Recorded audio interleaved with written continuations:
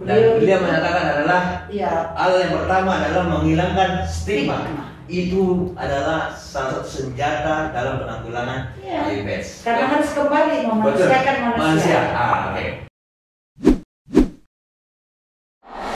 Assalamualaikum warahmatullahi wabarakatuh. Selamat sore teman-teman sekalian. Kita kembali lagi di konten video podcast hari ini dengan narasumber yang luar biasa. Saya pikir mungkin beliau adalah mungkin kami anggap adalah orang tua dari teman-teman di PKNM di Barata selama ini, dan beliau banyak memerintahkan seperti saya sudah sampaikan sebelumnya, Bu, ya, di konten pertama kalau tidak salah, menyampaikan bahwa kami akan menghadirkan seorang narasumber, yaitu Ibu Sri Endang Sukarsih, yang bajunya saja itu warna limas tapi mindsetnya itu lebih banyak ke hijau gitu. Nah, hari ini kita akan membahas perspektif dari Ibu tentang situasi permasalahan narkotika dan HIV serta selama Ibu berkecimpung dari Kepala Biro Tidak Nafsa, kemudian jadi Kepala Dinas Pemuda dan Olahraga Provinsi Sulawesi Selatan, yang akhirnya menjadi staf ahli gubernur, dan sekarang Ibu lagi mau mengabdi ke masyarakat. Kita mau melihat sebenarnya metode permasalahan apa yang terjadi dengan kenapa permasalahan narkotika dan HIV ini tidak pernah berhenti gitu. Apa mungkin menurut pandangan Ibu bisa Ibu jelaskan dari mulai ketika menjabat sebagai Biro Nafsa, memfasilitasi RN Balata dan lain-lain. Itu mungkin, Bu, ya.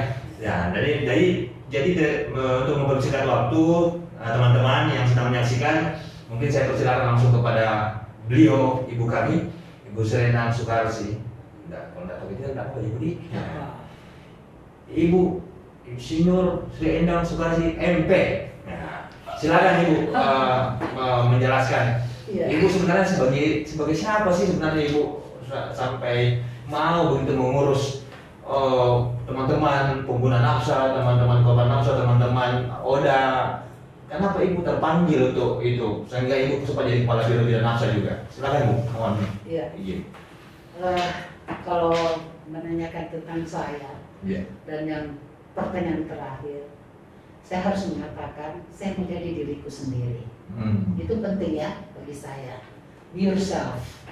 Karena be yourself, tentu saya harus melihat kembali diri saya sebagai manusia. Sehingga saya melihat anak-anak maupun orang dewasa yang terpapar karena narkoba itu manusia. Dan prinsip saya adalah bagaimana memanusiakan manusia. Luar biasa.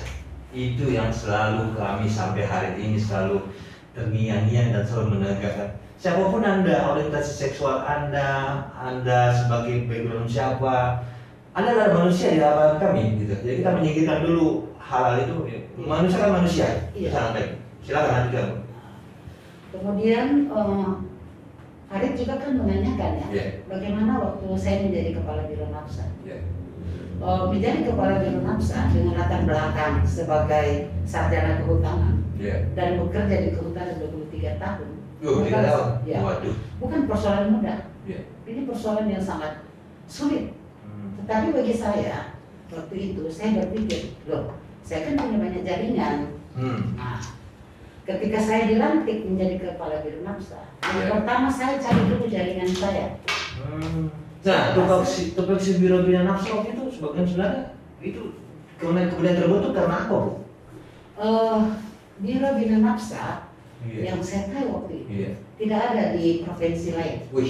Hanya ada di Provinsi Sulawesi Selatan. Itu inisiatif dari mana, Bu? Dan itu inisiatif dari Pak Syahrul Yassin Limpo. Waktu beliau masih menjabat sebagai gubernur. Iya, karena dia dibentuk pecahan dari Birokap. APP ya. Kesejahteraan Agama, Pemuda, dan ada lagi satunya. Nah, kemudian salah satu pecahannya adalah Biro Bina Nafsa dan HIV/AIDS. Saya sempat juga bertanya-tanya, loh kok ini didirikan gitu. Tetapi ketika saya melihat data, wah saya nggak heran jadinya. Bahwa ternyata permasalahan nafsa dan HIV/AIDS ini sangat berat ya. boleh saya katakan banyak sekali korban. Ya, betul. Dan itulah kemudian langkah awal yang saya lakukan adalah mempertanyakan siapa link saya yang bisa membantu saya berpikir, sama-sama berpikir. Dan saya masih ingat waktu itu saya bertanya sama Mulia Fitra Yitma, Pak Haji Bun, beliau itu memang sangat kami juga panutan bagi kami. Beliau lah yang pertama saya tanyakan apa yang saya harus lakukan. What are you doing? Saya tidak paham nih. Ya, saya memang sama sekali tidak paham apa yang saya harus lakukan. Saran beliau adalah bertemu dengan adik-adik atau anak-anak yang sudah concern pada isu ini. Sudah dan IPS. Dan kemudian kita difasilitasi oleh Tribun waktu itu. Tribun Timur ya? Iya Kak, di Lapangan Rock. Iya, betul. Nah, Jubandi kemudian mempersiapkan tempat untuk memediasi bertemu dengan salah satunya Farid. Siap. Ada Maman, ada lagi teman-teman lain. Komunitas yang lain. Karena awalnya itu saya mau cari dulu, ini ada masalah apa sih? Ibu mau mengenali dulu gitu. Iya. Saya pemetaan dulu segala macam. Karena kan saya tahu tak kenal mah kata saya. Iya, tak sayang mah kata rindu, tak rindu mah kata jadilah kita gitu. Sebagai seorang yang memimpin satu organisasi, tugas kita kan memang bagaimana mensolusi masalah. Betul sekali. Nah itu, sehingga untuk mensolusi masalah, kita kan tidak boleh kira-kira pakai kira-kira. Asumsi. Tapi itu tadi, itu harus ada berdasarkan baseline-nya harus jelas. Betul. Orang bilang ada database. Dan memang jalan terbaik karena saya selalu berprinsip memanusiakan manusia, saya mau ketemu. Siapa sih mereka? Ada apa dengan mereka? Apalagi waktu itu dalam keadaan antras Bu ya, dalam keadaan teman-teman komunitas itu, termasuk kami LPKN dulu itu sebagai organisasi perkumpulan teman-teman extra user, itu kan masih pada tahap kayak nggak percaya sama pemerintah. Ya bisa dibilang begitu lah ya. Betul. Kok ada undangan bertemu ngopi-ngopi bareng seorang kepala Biro Bina Nafsa yang notabene mungkin di pemerintahan eselon berapa waktu itu ya? Eselon 2 gitu. Saya dikabarin sama Pak Haji Mul waktu itu sama staf tadi salah satunya saya lupa namanya Pak Yusuf kalau tidak salah. Ibu ini ada ibu kepala biro. Beliau ini bukan orang sembarang. Beliau mau ketemu sama adik-adik ini teman-teman. Kalau bisa ketemu sesama teman-teman sempat sosor. Tak usah deh. Karena maksudnya waktu itu yang ada terjadi di message kita Bu ya. Jangan ketemu. Karena nanti kita dikasih janjian lagi segala macam gitu. Ikan saya sekali ibu 2 kali menghubungi saya dan saya mengabaikan gitu. Minta ketemu atau kan setelah itu 3 kali saya mengajak lagi bertemu karena saya mau mendalami persoalan. Akhirnya kita menyambut lah kalau ini, kaget lah saya Bu sama teman. Ini ketemu pertama kali. Girang gitu. Terus ibu mohon maaf waktu itu ibu kita tidak sangka stylenya kayak style yang begitu kami masih mengambil jalan. Ketika terbuka diskusi, kita tangkap lah apa yang ada di pikiran ibu ternyata sama pikiran di komunitas. Alhamdulillah ketemu. Karena dalam hal menangani persoalan, saya memang selalu berpikiran saya harus menyamakan mimpi. Dan tentu mimpi yang kita bangun adalah mimpi indah. Iya, jangan terlalu mimpi buruk lah Bu. Iyalah. Dan itu sering saya ucapkan bahwa kita tidak akan pernah bisa kerjasama kalau mimpi kita tidak sama. Penyamaan perspektif. Iya, itu. Jadi saya terus menggali dan setelah saya menggali ternyata saya menemukan bahwa di tingkat masyarakat itu sangat lemah. Lemahnya gimana Bu? Karena kalau melihat kasus, ternyata laki-laki itu 90%, bayangkan. Wah, jadi korban gitu Bu. Iya. Baik korban nafsa, narkotika maupun korban tertular, itu ternyata lebih banyak laki-laki. Wah. Nah, di situ saya. Apa yang jadi masalah? Kenapa laki-laki itu bisa lebih banyak daripada perempuan menurut Ibu? Iya.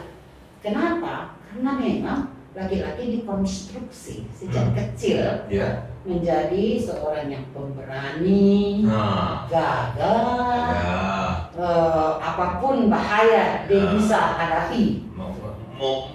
Mobile macho ya. Macho. Ini kata-katanya Naksi Ambon. Itu Naksi Ambon mantan Menteri Kesehatan loh. Iya. Itu dia bilang laki-laki itu 4M. Men, mobile, money, macho. Tapi setelah saya mendalami, ternyata berkaitan dengan persoalan gender. Tapi kan laki-laki juga bisa juga tidak menangis, bukan? Iya. Itulah hal yang kami juga malah tersiksa, bukan? Sebagai laki-laki, kita dianggap kalau kita menangis dalam suatu hal yang permasalahan kita hadapi, kita dianggap cengeng. Kita dianggap tidak layak. Tabu itu laki-laki nangis. Padahal tidak tahu bahwa makanya salah satu yang membuat laki-laki menjadi korban karena dia tidak bisa menyatakan mengekspresikan nuraninya yang sebenarnya. Bahkan pengalaman saya itu, anak saya itu dilarang menangis. Iya, anak saya yang laki-laki jangan menangis. Jadi kan dulu orang tua selalu kita bilang laki-laki kok, karena dia menangis. Kenapa kamu menangis? Nah, salah satu yang membuat laki-laki kemudian mengambil ini narkoba sebagai alat, kan ini alat untuk mengekspresikan. Iya, bahwa saya sebenarnya berani loh, saya bisa menantang bahaya. Ini sebenarnya pelampiasan aja, ya kan? Dia melampiaskan dendamnya di situ. Di satu sisi juga mungkin dia butuh perhatian, tetapi perhatian itu dia tidak dapat di rumah. Akhirnya cara perhatian di luar, di komunitasnya segala macam. Itu kalau dia sudah terpengaruh dari lingkungan. Tetapi yang paling penting adalah kalau saya melihat, memang ada konstruksi yang membeda-bedakan anak perempuan dan anak laki-laki. Jadi itu yang juga menjadi salah satu permasalahan. Itu yang melemahkan masyarakat. Di satu dianggap anak laki-laki kalau keluar malam pulang kita bermalam dengan temannya kita apa nih anak laki-laki ketika anak perempuan tidak pulang itu dicari kayak dan di samping laki-laki itu dikonstruksi menjadi berani atau kaitannya dengan macho juga dikonstruksi sebagai mesin pencari uang. Waduh, itu yang menjadi beban mental juga bagi saya sebagai laki-laki. Selalu menganggap ketika berdiskusi dengan istri berapa penghasilan? Bukan, kita kan sayang tulang punggung, sayang tulang rusuk. Kita yang harus memenuhi kebutuhan rumah tangga. Itu yang keliru. Sudah ada penelitian dilakukan apa betul perempuan dari tulang rusuk. Ternyata di dalam surah An-Nisa kita tidak menemukan penciptaan perempuan dari tulang rusuk. Itu yang harus juga masyarakat tahu. Jadi keliru ketika perempuan menganggap dirinya tulang rusuk. Laki-laki menganggap dia memberi bagian dari dia punya tulang rusuk dia kasih ini. Sehingga perempuan dianggap apapun yang dibilang laki-laki harus ikut, patuh. Itu persoalan. Selain laki-laki sebagai mesin pencari uang atau pencari nafkah utama, tulang punggung, yang satunya adalah mobile. Kan tadi Khalid sendiri bilang, kalau kita kemana-mana nggak dicari, tapi kalau anak perempuan baru pergi tidak jauh dari rumah, sudah dicari kemana kok, sama siapa kok, bikin apa kok. Inilah yang menjadi salah satu pandangan ibu bahwa topik permasalahan yang kita bahas hari ini. Kenapa narkoba tetap marak, korban HIV juga tetap masih ini karena salah satu adalah budaya itu. Nah, kembali kita lihat bahwa laki-laki itu mestinya dibangun bukan hanya ada superior, inferior itu kan budaya patriarki mungkin maksud ibu ya. Harusnya dia juga dibangun sebagai anak yang punya rasa kasih sayang. Nah, ibu itu menjabat sebagai kepala Biro Bina Nafsa itu dari tahun berapa sampai tahun berapa ibu? Seingat saya menjabat itu sejak bulan 11 bulan September. September 2011 sampai dengan 2017 Januari.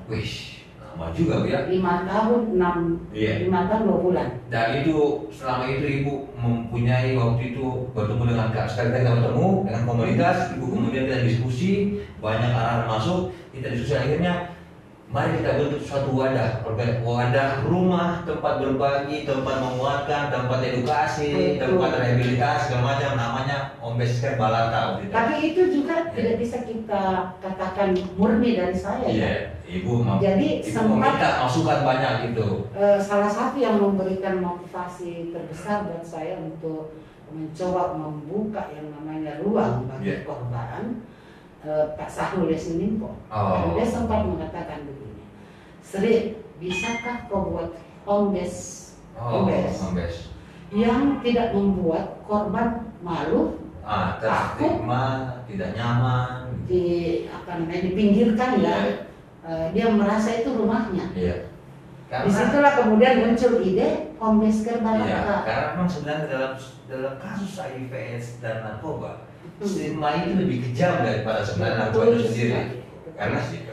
Nah, setelah tupoksi Biro Nafsa waktu itu kan banyak memfasilitasi Bu ya, banyak memfasilitasi, regulasi segala macam. Ya alhamdulillah akhirnya waktu itu Ibu banyak mengundang teman-teman perwakilan komunitas untuk berbicara di depan forum-forum yang formal untuk memberikan Bapak Ibu stakeholder. Mereka kan kaget kadang, saya ketemu dengan Ibu sebagai narasumber, Ibu kepala biro, saya sebagai komunitas. Kadang saya sempat mendapatkan gestur tubuh yang tidak nyaman, tapi saya memperlihatkan kapasitas saya bahwa saya orangnya komunitas, tapi saya punya pandangan juga yang kritis terhadap isu narkotika dan HIV ini. Nah, kemudian banyaklah Ibu melakukan terobosan memfasilitasi, termasuk tempat. Berapa tahun kami difasilitasi waktu itu oleh Biro Bina Nafsa, sekretariat. Akhirnya sampailah dengan saat ini kita punya studio podcast, kita punya program penjangkauan, kita punya rehabilitasi melalui Kementerian Sosial. Alhamdulillah, itu tidak lepas dari upaya-upaya yang kita lakukan bersama. Nah, setelah itu Ibu pindah sedengar waktu itu ya? Iya, di sekolah ya. Tapi kan bukan jabatan biasa itu, bukan? Kepala Dinas Pemuda Olahraga, Kepala Dinas Pemuda dan Olahraga Provinsi Sulawesi Selatan. Eselon 2A. Eselon 2A. Naik dari eselon 2B naik ke 2A. Dari tahun berapa? Kalau Kadispora saya dari 2017 Januari 2017 sampai dengan bulan November 2019. Dan di situ akhirnya banyak menyentuh juga ranah isu di remaja. Iya benar. Ternyata waktu saya Ibu mengundang saya waktu itu untuk mendiskusikan tentang isu di remaja di pemuda. Salah satunya meminta perspektif saya tentang permasalahan narkoba di remaja. Saya ingat sekali waktu itu Ibu meminta. Kita sempat bentuk tim Bu ya waktu itu untuk bagaimana sama-sama kita bersama-sama untuk menanggulangi isu di remaja tentang narkotika dan HIV/AIDS. Dan alhamdulillah waktu itu berjalan sangat dinamis diskusinya, banyak teman-teman dari Wali terlibat, dari Aman segala macam, aliansi pemuda segala macam banyak. Lahirlah di situ juga Perda. Perda tentang pembangunan kepemudaan. Dan salah satu isu yang keren adalah narkoba. Dan itu memang direspon oleh kementerian. Iya, jadi Menteri Menpora. Sekarang ini beliau sedang menjalani rehabilitasi istilahnya ya. Karantina. Iya. Covid mungkin. Enggak di penjara ya. Tetapi mereka Kemenpora yang sedang terkait kasusnya. Itu memang salah satu memang program prioritas adalah terkait dengan permasalahan narkoba. Jadi ternyata gayung bersambut gitu. Hilang Biro Bina Nafsa, tetapi Ibu lebih mempunyai kekuatan yang lebih besar untuk menggaungkan isu narkotika ini. Karena skopnya lebih luas lagi dan Ibu punya lagi spesial. Karena memang secara data yang kami dapatkan juga, yang kami rehab, yang kami jangkau, itu rata-rata usia produktif Bu, yang menggunakan narkoba, yang terkena pemuda ceritanya. Batasan usia sampai 30. Nah, dan akhirnya setelah itu Ibu berusaha keras membangun, menyamakan perspektif di lingkungan tadi Dinas Pemuda dan Olahraga.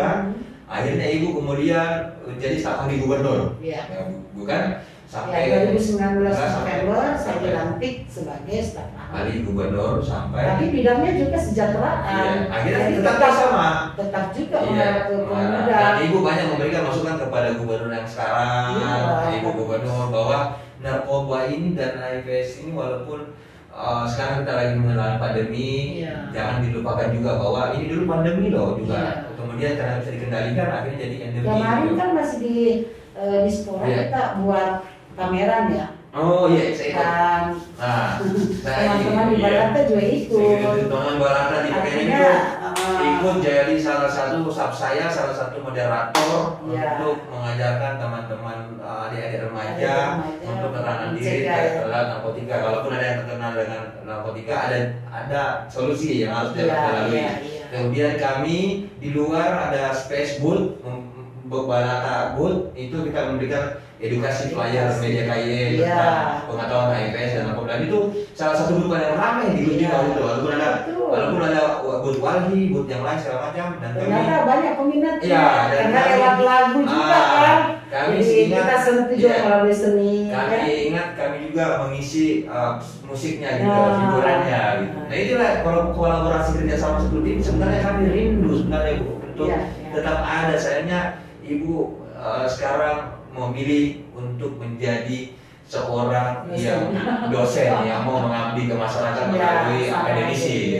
Tapi tidak menghilangkan substansi semangat. Artinya bagi saya isu narkoba ini dan juga untuk HIV/AIDS tetap harus saya bawa kemana-mana. Kenapa? Karena menjadi permasalahan serius. Ini kan permasalahan luar biasa. Dan semua bukan cuma tugas salah satu institusi. Dan ini tugas bersama semua Bu. Betul. Ini persoalan komprehensif. Penyelesaiannya harus komprehensif. Dan harus saling bersinergi. Betul.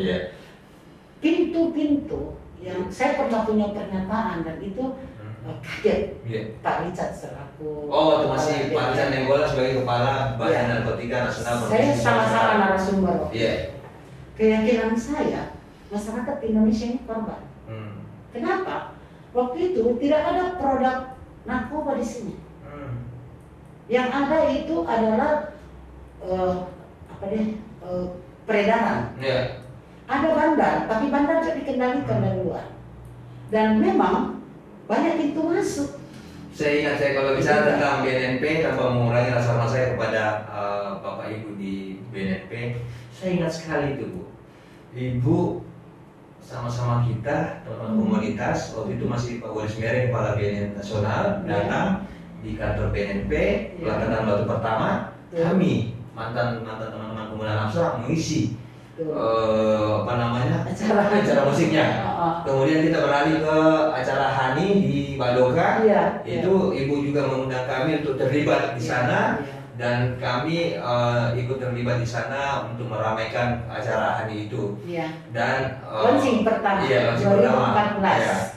Dan di kantor BNNP itu setelah kami membawakan lagu, ternyata kesukaannya Bapak Boris Mere. Malamnya kami di kontak lagi sama, kemarin saya sampaikan sama Pak Bambang bahwa saya Pak Bambang waktu itu pas saya di kontak lagi sama Ibu Rosna yang bertugas dari Polda AKBP atau AKP kalau nggak salah. Waktu di Rosna. Mari tolong deh, Bapak mau dihibur di hotel karena tadi kalian main bagus sekali, lagunya bagus sekali dan beliau sangat heran melihat teman-teman komunitas drug user dulu sekarang bisa mampu skill begitu. Jadi kita hibur lah beliau waktu itu di hotel.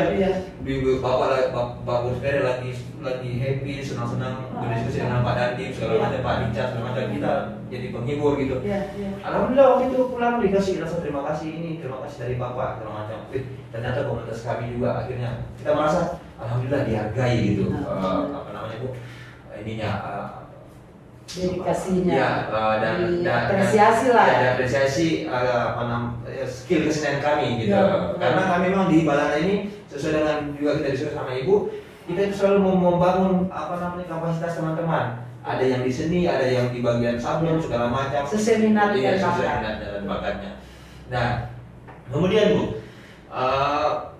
akhirnya sekarang Ibu menjadi berusaha mau mengabdikan diri di akademisi sebagai dosen.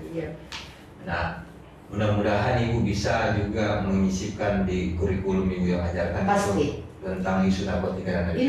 Itu pasti. Alhamdulillah. Saya tidak akan pernah lepaskan kepedulian saya terhadap dengan isu narkoba atau nafsa. Kehutanan segala macam. Karena ibu terlalu banyak juga kesibukannya. Saya pikir ibu ini dalam usia seperti ini pensiun lah. Sudah pensiun ya? Sudah mau 60. Iya, harusnya ibu itu tahun ini saya udah 60 loh Pak. Harusnya ibu sudah harus istirahat sudah di rumah. Nenek. 5 orang cucu itu harusnya di rumah, cucu di mana? Kok masih sekolah? Masih menjadi dewan wali apa Bu? Tadi bisa diri apa Bu? Ya kalau saya sih teman diskusi aja. Sekalipun kan kita namanya berkawan berlink itu kan harus saling ibu sebagai pembina wali. Kalau di Aman, saya staf ahli. Staf ahli di wali. Aliansi Masyarakat Nusantara. Di wali. Wali adalah jaringan aman. Sehingga ketika dia butuh informasi, butuh di mediasi, saya harus membantu. Di Balasa pembina. Ibu ini istirahat bagi ibu tua. Covid ini bukan kalau kita tua, itu tua kan relatif ya. Angka. Itu cuma angka. Dan orang berusia, bertambah usia, kalau otaknya juga tidak olahraga, maka dia akan suka lupa-lupa. Saya ingat quotes ini terakhir sebelum kita masuk part 2 Bu ya. Saya ingat quotes satu saya pernah baca.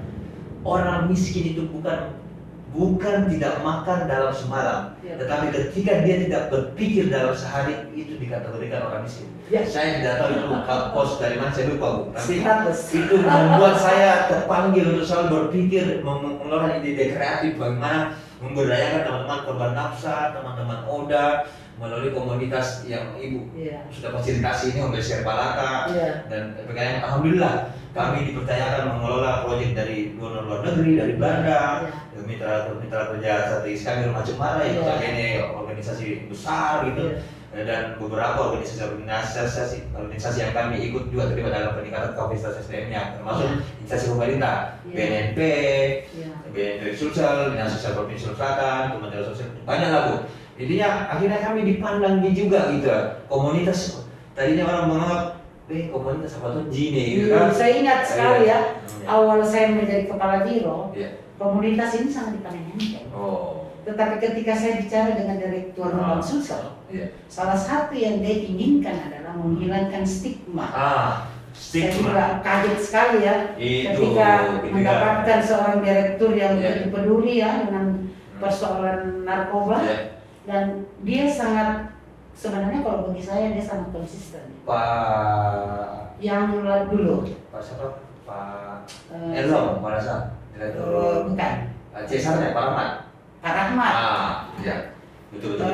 Pak Rahmat kan namanya juga direkturnya, kemudian Pak Rahmat CSR-nya. Jadi dua Pak Rahmat. Saya langsung bicara sama beliau.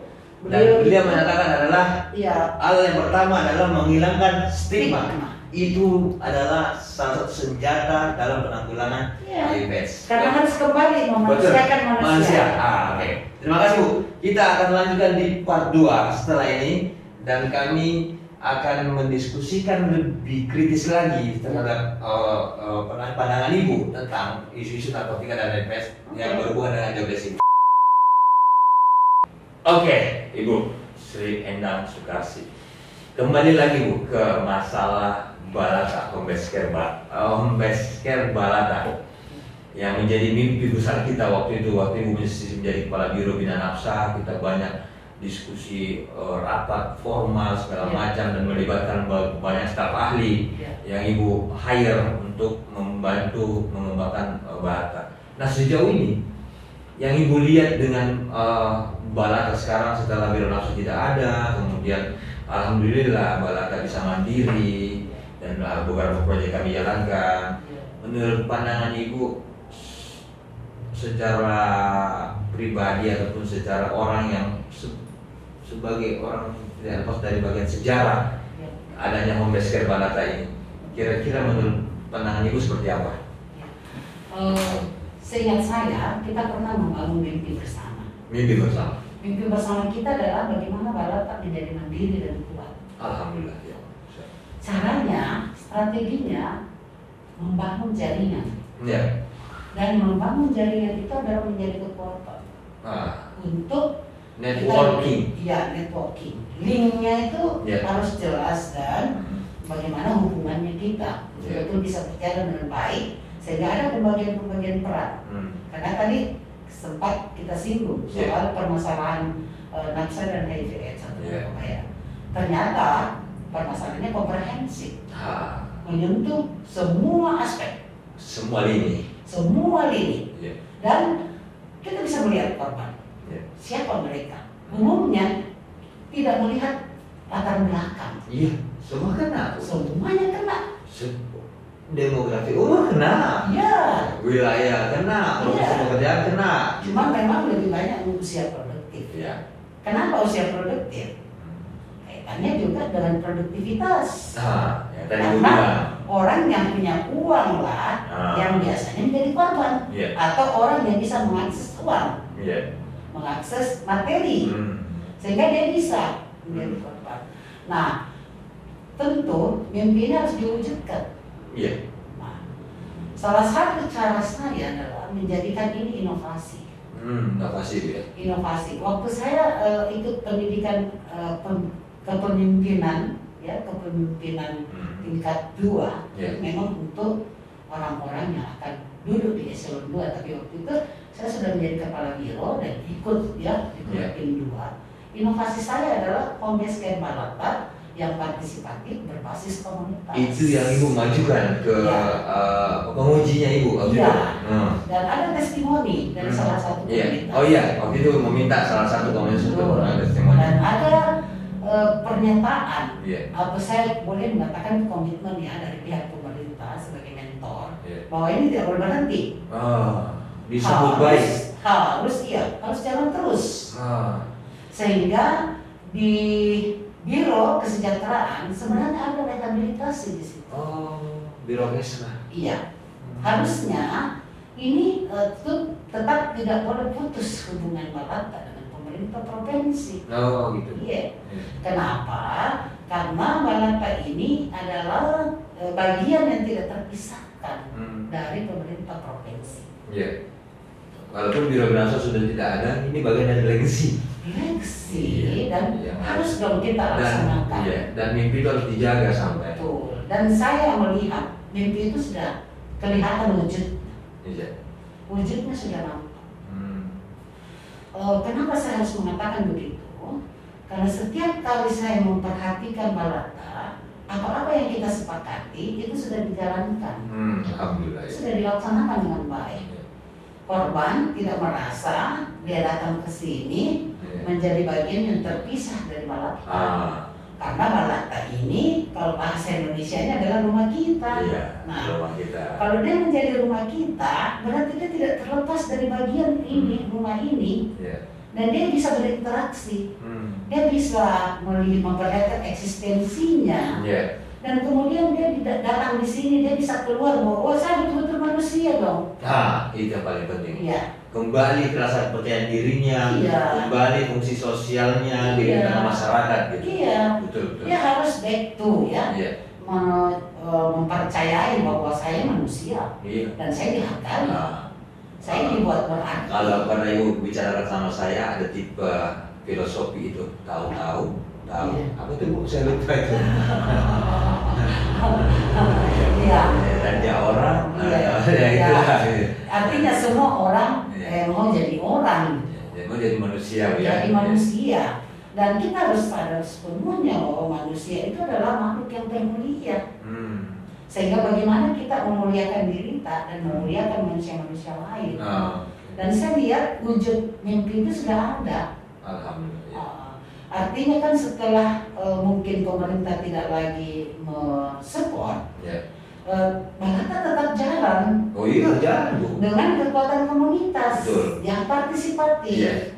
Terutama kami beberapa kali ada proyek dari dari donor internasional untuk melakukan penjangkauan terhadap pengguna narkotika di lapangan, terutama pengguna sabu yang selama ini tidak tersentuh dengan isu-isu kesehatan, bahwa mereka selalu merasa dirinya tidak bermasalah dengan pengguna narkotikanya.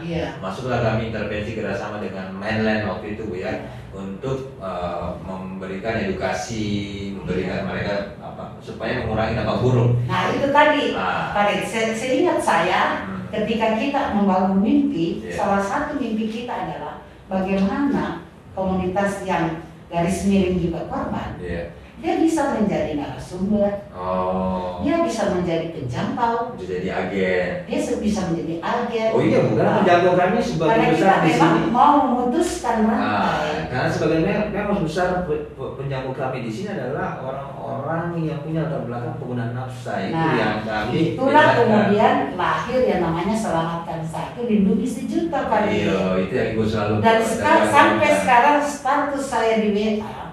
Ya di akun saya, Selamatkan Satu, Lindungi Sejuta. Artinya kalau kita selamatkan satu korban, dia tidak akan membangun lagi jaringan-jaringan yang biasa orang bilang seperti gunung es. Fenomena gunung es. Kita berusaha mencairkan gunung es. Nah itulah mimpi besar kita. Bagaimana agar korban tidak lagi merasa distigma, tidak merasa tidak berarti, tetapi dia merasa berarti. Stigma dan diskriminasi. Karena memang stigma dan diskriminasi ini masalah klasik yang tidak pernah agak berat, tapi kita tidak berhenti berjuang untuk mereduksi masalah stigma. Ini termasuk kepada teman-teman komunitas korban nafsa dan HIV, karena mereka juga manusia. Sebenarnya Farid, seandainya pandemi ini kita lakukan hampir sama model dengan Malata, insya Allah bisa berhasil. Yang disentuh pertama yang rentan tentunya. Kan kemarin kita sepakat, siapa yang rentan menjadi korban? Ternyata kan laki-laki. Bagaimana laki-laki ini tidak menjadi korban sehingga dia juga mencari korban lain yang banyak-banyak melakukan kekerasan. Tapi ada juga perempuan. Bahkan kekerasan seks, ada juga sih perempuan. Tapi dibanding laki-laki dia lebih besar. Secara data Bu ya. Secara data. Sehingga kita juga mencoba mereduksi adanya kekerasan seks. Betul. Karena biasanya ketika orang sudah menjadi pengguna tetap. Saya menguatkan data Ibu itu. Ada pernah kami lakukan dengan teman-teman PKNI riset tentang kekerasan terjadi terhadap perempuan pengguna nafsa atau pasangan pengguna nafsa. Ternyata banyak terjadi terlihat data, walaupun itu dilakukan hanya di wilayah Jakarta kalau tidak salah. Banyak terjadi pasangan pengguna nafsa itu rentan mendapatkan kekerasan. Baik kekerasan verbal, seksual dan segala macam. Dan kita temukan di lapas, Pak. Gitu? Di lapas? Di lapas kita menemukan bahwa kenapa perempuan mendapat kekerasan dari pengguna tetap narkoba. Itu sebenarnya benar-benar satu data mengejutkan ya. Tetapi perlu kita kaji lebih dalam. Apa hubungannya antara kekerasan seks dengan pengguna tetap narkoba? Ternyata setelah kami melakukan wawancara, setelah pengaruh narkoba itu menurun, bahkan pada saat dia masih terpengaruh narkoba, libidonya lebih tinggi. Nah itu, jadi memang antara seks dan narkoba itu sangat erat kaitannya Bu ya. Ini hasil survei, ini hasil wawancara. Sama yang barusan kami lakukan FGD tentang asesmen pengembangan sumber daya dan peta jalan HAM reduction untuk 2020-2024. Kemudian kami pernah melakukan FGD tentang pemahaman HAM reduction terhadap teman-teman sex worker, baik dia latar belakang LSM, laki-laki ataupun perempuan. Terlihat banyak ternyata terutama masalah chemsex, ada istilah chemsex yang baru. Orang sengaja menggunakan narkotika untuk bertujuan berhubungan seks. Dan ternyata banyak dari hasil FGD itu di teman-teman terutama yang FGD pekerja seks menyampaikan pernyataannya bahwa kami kadang ketika mendapatkan pelanggan yang sedang di bawah pengaruh narkoba, kami kadang tidak lepas dengan permasalahan kekerasan. Iya. Baik permasalahan kekerasan verbal, kekerasan fisik, walaupun dan tentunya kekerasan seksual juga. Iya. Jadi rentan teman-teman juga itu mendapatkan kekerasan. Iya. Iya. Nah itu makanya saya pikir sangat ini Bu, sangat menarik diskusi hari ini. Nah, melihat kembali Balata ini Bu, mungkin terakhir diskusi ini, Ibu melihat setelah Biro Nafsa selesai tahun 2017 akhir ya. Kemudian ya, kemudian Ibu mengingatkan kepada kami teman-teman di sini, jangan berhenti nak berjuang, jangan berhenti membantu sesama, begitu. Tetap eksis gitu. Alhamdulillah kami mampu bertahan 3 tahun ini dengan mandiri. Itu sesuai dengan mimpi kita Bu ya, mimpi kita, visi misi kita Bu. Nah, harapan Ibu ke depan terhadap Balata ini kira-kira apa yang perlu kami benahi lagi, yang kami perlu tingkatkan untuk membesarkan Balata ini Bu? Saya melihat kita belum responsif gender dan inklusif. Di dalam rehabilitasi tentunya bukan hanya laki-laki yang menjadi korban, ada perempuan ya, sehingga kita mestinya melakukan rehab perempuan dan laki-laki. Dan kemudian kenapa harus inklusif, bukan eksklusif ya? Karena tadi kita sepakat bahwa korbannya bukan dari latar belakang mana saja, mau kaya, mau miskin, mau muda, mau tua, setengah tua. Berarti butuh networking, butuh link, butuh. Jadi memang dalam penanganan ini selain dia responsif gender dan inklusif, kita harus terus membangun jaringan inklusi dan responsif. Ini yang kami butuh banyak belajar juga tentang responsif gender. Sehingga nantinya ketika kita mengajak pihak-pihak yang bekerja sama, terutama yang menjadi funding atau menjadi pendonor, itu dia benar-benar melihat bahwa kita ini betul-betul mau melakukan upaya yang betul-betul inklusi dan tidak melihat jenis kelamin. Ini semuanya harus ditangani. Betul. Sangat berharga harapannya Ibu. Mudah-mudahan ini kami bisa doakan Bu, kemudian kami bisa implementasikan dengan baik ke depan dengan berbagai sumber daya keterbatasan kami. Kami tidak pernah putus harapan untuk mencari ide-ide kreatif untuk bagaimana berkontribusi terhadap masyarakat khususnya di Sulawesi Selatan.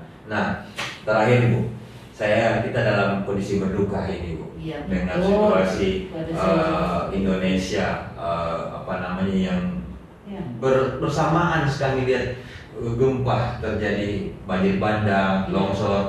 Alhamdulillah kan, alhamdulillah kemarin kami sempat berkontribusi teman-teman lembaga rehabilitasi sosial di POL, LKS Nafsa dengan kerjasama kita yang kita bilang networking. Alhamdulillah kita networking teman-teman yang membesarkan Balata yang menjadi teknis SDM-nya melaksanakan terjun langsung ke lapangan ke Sulawesi Barat, melihat teman-teman saudara-saudara kita di sana dan begitu miris melihat saya sempat sangat sedih juga melihat saudara-saudara kita di sana. Tapi alhamdulillah bentuk kami ke sana memberikan kontribusi, alhamdulillah mudah-mudahan itu cukup membantu.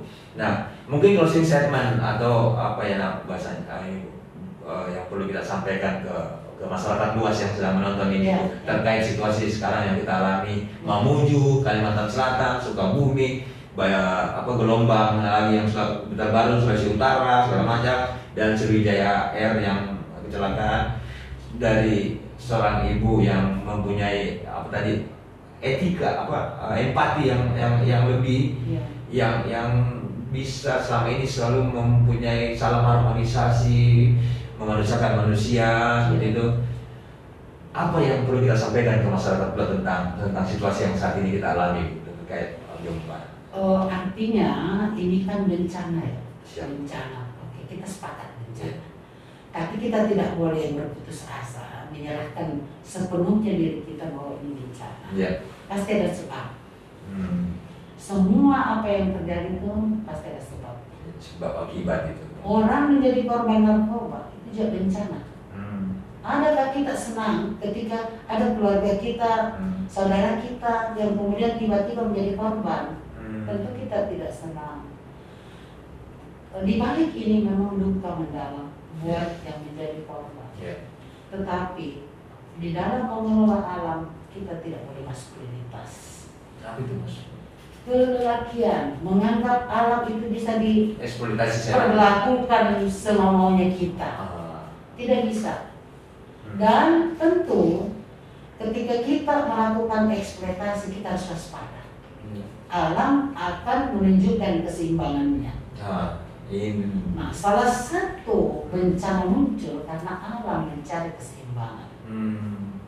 Jadi kalau saya warning bagi yang belum bijak, belum arif dan bijak, bahwa jangan memperlakukan alam sewenang-wenang. Karena dia adalah juga makhluk Allah yang diciptakan untuk kita komplementer. Mencintai alam sama dengan mencintai sang pencipta. Luar biasa. Merawat alam, mencintai alam adalah sama dengan mencintai sang penciptanya. Betul. Luar biasa. Jadi kalau kita tidak mencintai sang pencipta, kita memperlakukan alam sewenang-wenang, alam akan balik juga ke kita. Ada balasan yang kita tidak sangka-sangka. Inilah mungkin yang terjadi, Bu ya. Dan ketika bencana terjadi, yang paling banyak korban adalah perempuan dan anak. Lagi-lagi respons. Itu makanya. Jadi memang ketika kita mau melakukan sesuatu, pikirkan resikonya. Think, feel, action gitu.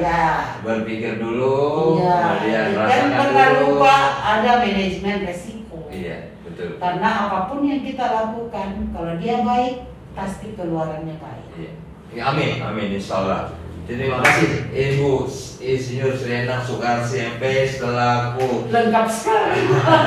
Ya harus selaku mantan Kepala Biro Bina Napsa di Provinsi Sulawesi Selatan, kemudian jadi Kepala Dinas Pemuda dan Olahraga Provinsi Sulawesi Selatan, kemudian jadi staf di Gubernur Sulawesi Selatan, dan sekarang lagi berusaha mau mengabdikan dirinya, mendedikasikan dirinya karena mau masuk masa pensiun, Bu ya. Mau jadi dosen di suatu institusi lembaga akademisi ya, Bu ya. Dan Bantan. Mudah-mudahan apa yang Ibu cita-citakan masih mampu memberikan ilmu, men-share pengetahuan kepada anak-anak, adik-adik, pengalaman juga supaya itu bisa diterapkan untuk bagaimana membangun sama-sama bangsa ini, baik dalam isu narkotika, HIVS segala macam, dan lingkungan dan lain-lain, isu perempuan dan anak, disabilitas, pokoknya yang rentan. Intinya yang saya tangkap adalah memanusiakan manusia. Betul sekali. Alhamdulillah. Nah, terima kasih teman-teman yang menyaksikan Barata Podcast hari ini. Lagi-lagi kami turut menyampaikan duka mendalam terhadap apa yang terjadi yang dialami beberapa daerah di Indonesia ini. Mudah-mudahan ini menjadi warning bagi kita, kata Ibu tadi, supaya kita mencintai alam lebih lagi dan tidak mengeksploitasi alam dan tidak menganggap alam itu adalah yang sebenarnya kita lakukan terhadap alam, karena alam juga adalah ciptaan dari Sang Pencipta, dan dia juga berkembang dan hidup, dan dia juga akan memberikan kehidupan kepada kita gitu. Jadi terima kasih, komplementer ya. Jadi terima kasih Ibu Sri Endang atas waktunya hari ini, sangat berharga kami mendapat informasi.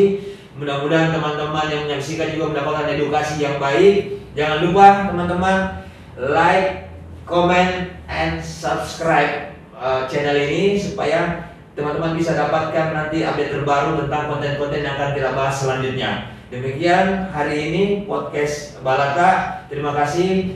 Jangan lupa pandemi belum berakhir, tetap jaga kesehatan, tetap jaga jarak, pakai masker, dan hindari berkerumun, dan tetap bahagia selalu. Terima kasih. Assalamualaikum warahmatullahi wabarakatuh.